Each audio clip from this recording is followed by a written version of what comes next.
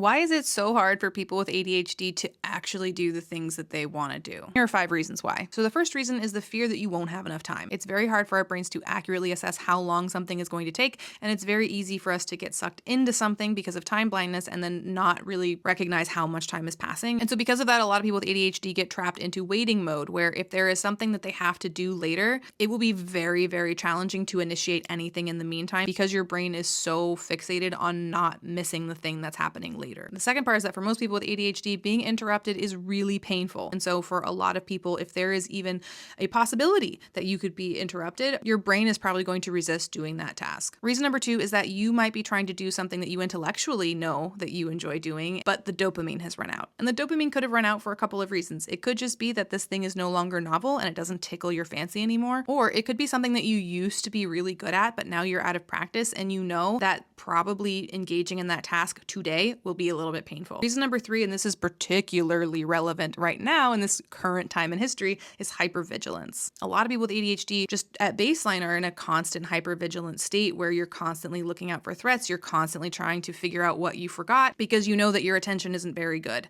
And so that can keep people in a constant freeze state. And so if that's something that you've always struggled with in your life, and right now you're very stressed about the current political climate, it's very easy to not engage in things you enjoy doing because your brain goes, we have to look for threats. We have to look for threats. We have to go scroll and make sure that there's not any new headlines that we really, really have to get absorbed in. And so it can be super hard and super painful to pull away when our brain is telling us that there's more important things that we need to be looking out for. Number 4 is burnout. You need dopamine in order to feel motivated, in order to initiate a task. But if you are in burnout, you do not have dopamine, right? And you're probably feeling a deficit on energy as well. And most things that are fun and rewarding and help us feel secure in our sense of self require energy. And number 5 is that a lot of people with ADHD, whether they realize it or not, their expectation is that their brain is going to function like a neurotypical brain. What I mean by that is that there is this thought process that if we engage in something fun,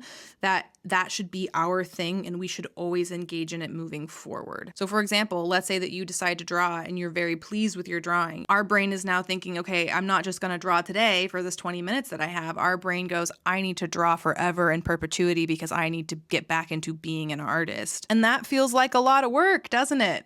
That's a barrier. And then when we can't keep up with that expectation, when we draw for 3 days and then we stop drawing, then we get frustrated with ourselves about it. And it creates even more of a wall between us and doing something that would be fun and rewarding. Try to fight the urge to serialize everything that you do and just focus on what sounds good to do today and don't think beyond it.